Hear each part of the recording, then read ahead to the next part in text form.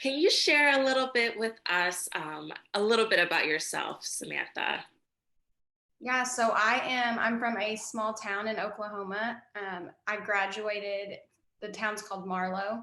So I grew up there, graduated there. There's about 4,000 people that live here. And there's not any like big cities any closer than like an hour and a half, hour and 45 minutes away. So it's really in the center of nowhere. Um, Wow. and I've been doing hair for 7 years now. And I actually grew up with both of my parents kind of working in the industry. Okay, yeah, we're gonna get into that a little bit. So yeah, I've learned that your mom was also a hairstylist and she also owned a hair school as well, a hair salon. Yes.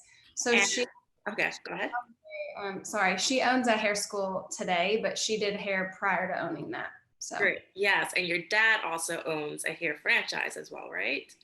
So you've yeah, had a huge connection to the hair industry. Like, what was that like growing up in that kind of atmosphere? it was really like all that I knew. I would go after school to my mom's salon and kind of a little twist. I work in the building now that she used to work in. Oh, wow. It's still where I'm working at. And so I used to go up there after school every day and just hang out there until she was done working. And so it was really all that I knew. And I think that since they were both in the industry, it was kind of assumed by them and by everybody else that I was just going to follow suit. And although you did eventually follow suit, you didn't originally start working in hair. You actually went to college for public relations. Can you explain a little bit why you decided to start off not in the hair industry? Yeah, I think that the only real reason that I have is that I wanted to be my own person. And I chose public relations as a major because I liked the flexibility, the different careers that you could take. I didn't want to be just like have that one path to go down. I wanted to have options because I know that I don't know, I'm just more of a creative type person and I knew that being in one job like sitting behind a desk that works for some people, but for me my mind would have exploded. So I chose that as my major and I really enjoyed it, but I just couldn't figure out a job when it came time for that, and so that's kind of how it led me back to hair school. And you kind of also use PR still as a hairstylist, as an entrepreneur, but we'll get into that a little bit later. When did you decide that you hit a little bit on it, but when did you finally be like, okay, I want to go into hair now? Yeah, so I think I was there 4.5 years. And it was when I was looking for an internship that I came home and talked to my mom about what I should choose. There were a couple of different things I was thinking, but they all were 9 to 5. And I don't know, I just didn't like that. I didn't like Monday through Friday. I wanted more freedom. And my mom had kind of given up on suggesting cosmetology school because she had tried so much before. And it was in that moment that she kind of asked me what I liked about PR, and like the graphic design element was something I always liked about it. And I said, I don't know. I just like being creative. And she kind of smiled at me and she was like, well, you know what else is creative? Like you should maybe give it a second thought. And I was more receptive to it at that point. That's great that she was supportive either way.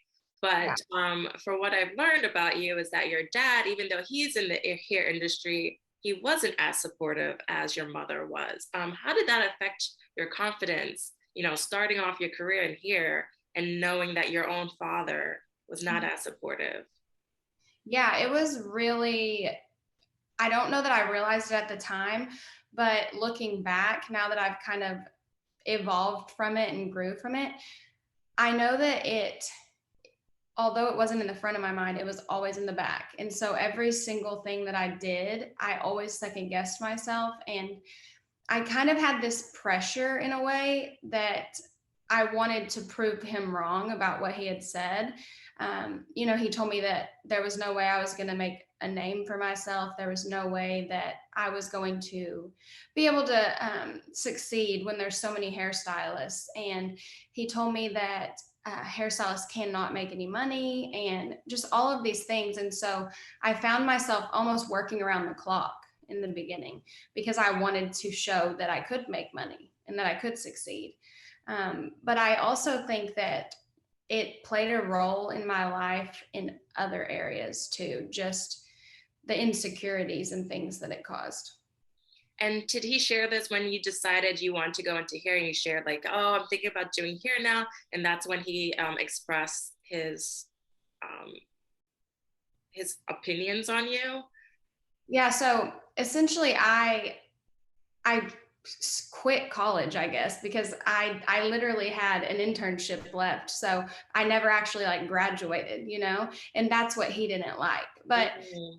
it wasn't, I don't know. I never even thought of it as like quitting. I had in my mind, I had completed the whole thing, and it's like I wasn't going to use my degree anyways. And so I didn't care about the status of having the degree. I put in the time, I made the friends, I had that experience, and I realized that that wasn't what I wanted to do. But that's kind of what upset him the most, was that, you know, he was going to have to tell people that his daughter didn't graduate, which I don't know. I don't understand that. But we live in a world now where the beauty industry is such a big thing. And I don't know, as somebody that has worked with stylists for years and years, in my opinion, he should have known. Right. And then did he eventually come around? Because obviously you've become really successful in your career and you saying that you worked around the clock. Did he eventually come around and be like, oh, I'm really happy that you're doing really well? Or was that not the case? No, I don't doubt that he knows everything I've accomplished. We live in a small town again, and I still talk to my grandma, you know, and family members. And so I do believe he knows what success I've had in this industry. And no, but he has not ever reached out and congratulated me or anything relating to that at all. And so it sounds like you guys do not have a relationship currently. So how was that to like what made you realize that like I need to cut off my relationship with my father? I think that it just got old. The older I got, it wasn't something that had just happened with the college thing. It it had been a slow buildup since I was little. My parents got divorced when I was 2. And I think that as I got older and kind of had my own values and beliefs, that I just saw that that wasn't how you were supposed to treat people that you cared about. And so it did take a lot of failed attempts, I guess, before I finally just decided. But I think that, you know, just time is really the only thing that helped me decide it. Mm. And do you have any advice on dealing with toxic people? Because clearly that relationship between your dad and you are a little bit toxic. So, what advice would you give others who are dealing with something similar to that? I think that for me, and I think a lot of other people feel this way as well, is that you feel like your family has to always be in your life. And so we kind of seem to accept behavior that we wouldn't accept from friends or coworkers if it's from our family. And so my advice would just be to really sit and think about how you're feeling, and you have to put yourself first, or otherwise your mental health is going to just be really messed up and it's going to affect you in all areas of life. So you need to sit down and almost, I know it's kind of thought of as selfish to think about yourself, but that's really what you have to do today.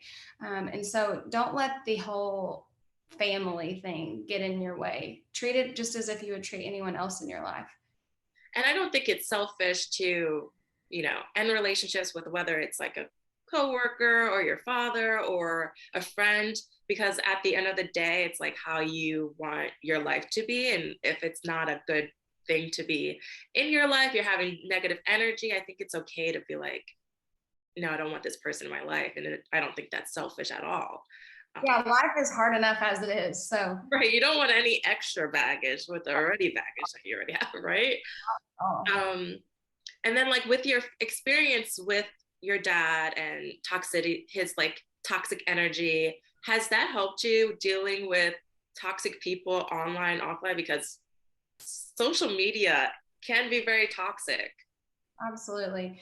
So I actually, I think it was a year and a half ago, maybe a little longer than a year and a half, but during the lockdown and stuff with COVID, I spent a ton of time research or reflecting and like going in with myself. And I think that I let a lot of things go like leading up to that point. And so talking to a therapist and just really putting effort, I guess, into that, I had time to do so. And that was when I realized that you can't worry about opinions. I know that is easier said than done, but when you really, really start putting yourself first and thinking about it, I don't know, I just think you look at things differently. So it wasn't though until a year and a half ago that I actually hired someone that was working with me on getting over this imposter syndrome that I had, or all of this negativity and anxiety. But I think that the reflection is what helped me deal Mm, with toxic people online too, because yeah, the comment section can get brutal. yeah, I know. It's really bad sometimes. um, we kind of touched a little bit on it, but did you feel any pressure to live up to your family's success when you started going into the hair industry? I more so just felt pressure to prove that I could do something. So it wasn't their success. It was just I spent so much energy trying to prove myself to my dad, which is toxic in itself. Like that's a toxic pattern that you can develop if you have unhealthy relationships. Mm-hmm.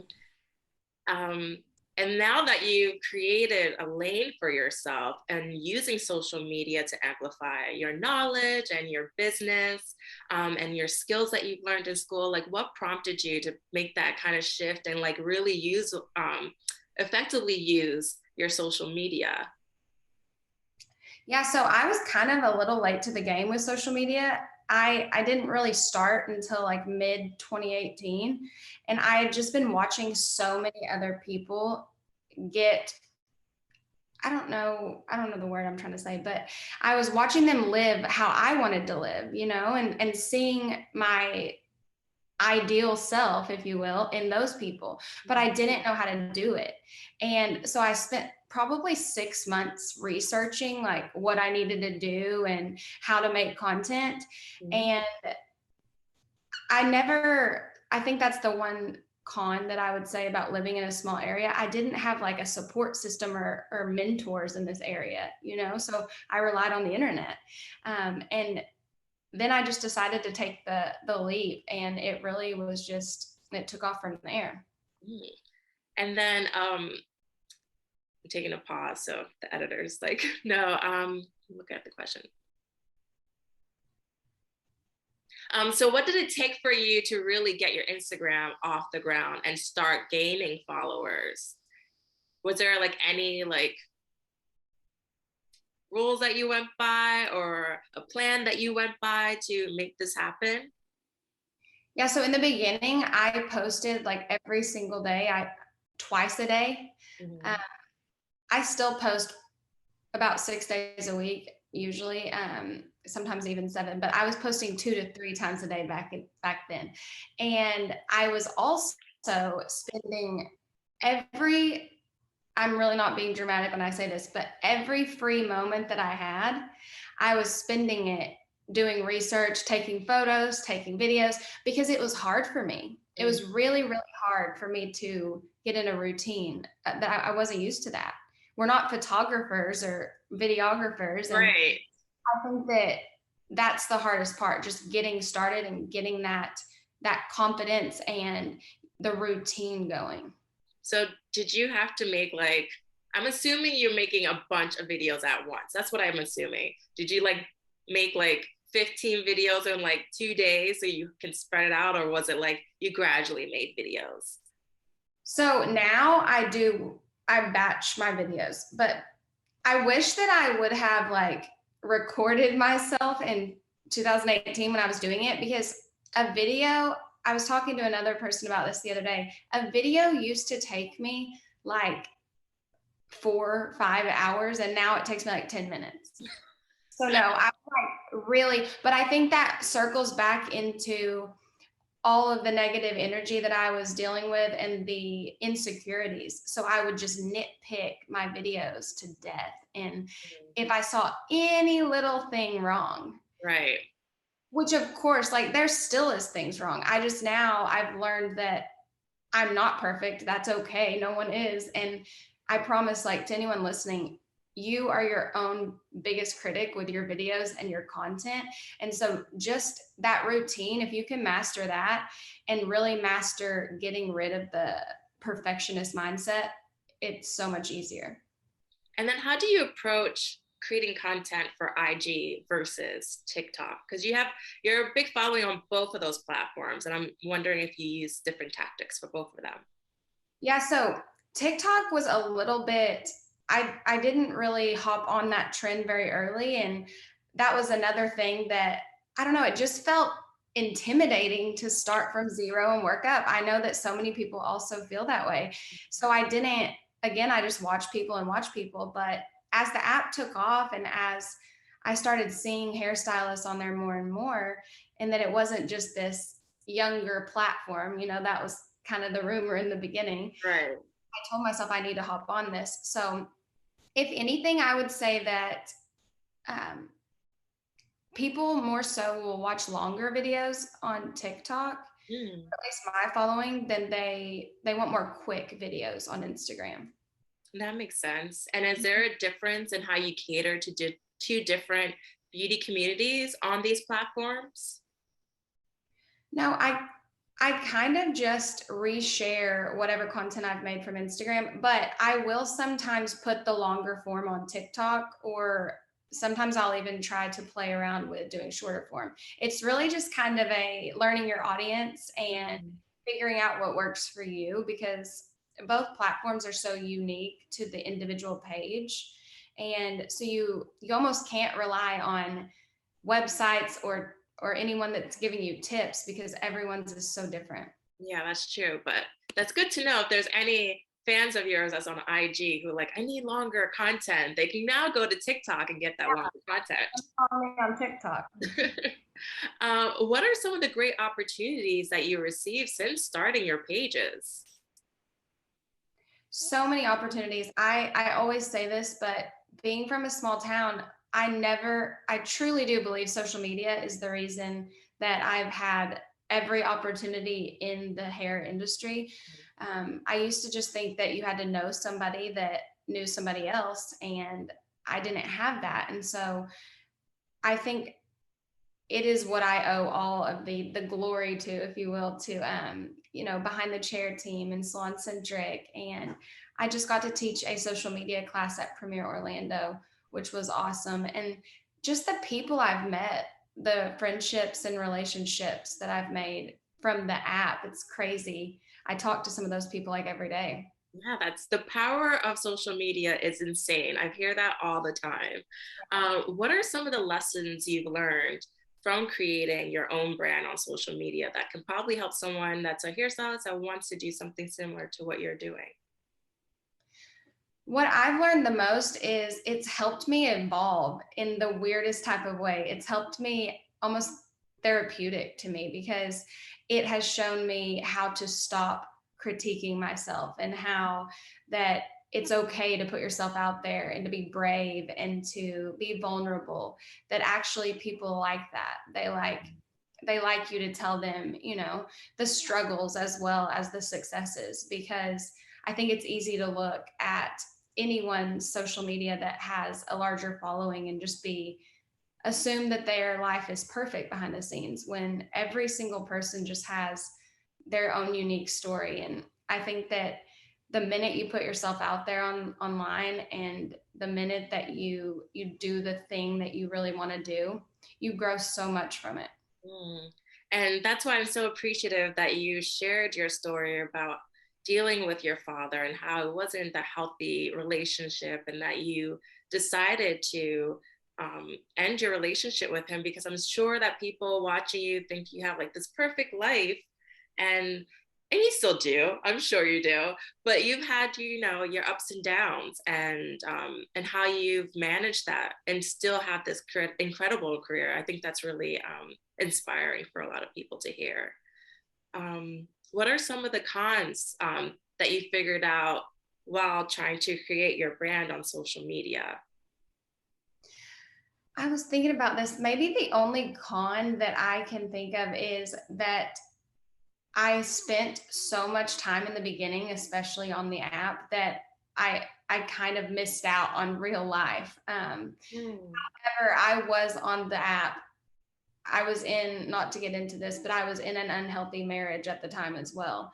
And so I didn't have a social life or like a support system at home. And so I just dove into that app the minute I walked through my door. Whereas now I have set times that I'm on there, and that I'm still able to go watch my niece and nephew, go to dinner with my boyfriend, like spend time with my family and pay attention to what's in front of me versus diving into this app that has so much good, but it's like you can't get lost in it, you know? So true. I do want to go back to a little bit about like your personal life, and hearing also you've had like difficulties with an ex-husband. Have you created a tribe for you since in the last few years? Like a group or something. Yeah, people who like rally for you. I don't know if it's all on the internet, if there's other stylists that you've been able to meet over the few years. No, I mean, I got to share a little bit about my story at the Behind the Chair show last year. And so I've had people reach out to me and just go back and forth, kind of vent, or us just tell our stories to each other. And then I also shared a story on my YouTube channel last summer that talked about it too, and I've gotten a lot of response from that. But that's something that I've really been thinking about as well, because it's something that I think would have helped me out a lot in the moment, Hmm. having that community. Right. And I'm sure it's only grown so much since then because of your online presence. What are three core pieces of advice that you would give a stylist that's watching this right now who wants to have a social media presence? This sounds crazy, but just to do it, like I spent so much time researching what camera to use, and now I use my phone. So don't overthink that. Just, I heard someone say the other day that good enough is good enough, and that is so true, because everyone thinks they have to have this A+ content, but every single person, I should actually go back and share my first video. Like, it's got to be cringy. So just do it would be the first thing, and find somebody that can be a mentor or a guide to you, and bounce ideas off them or ask for support, because sometimes that can give them that push. And also to just set aside time to be creative, Mhm. because I think sometimes it's intimidating when you get home from work and your kids are screaming at you for dinner, or your husband wants to hang out or something like that. I think that having that designated time to be creative, whether it's an hour a day, 30 minutes, even if it's once a week, that helps so much. And you mentioned that you come from a small town. How did you find a mentor?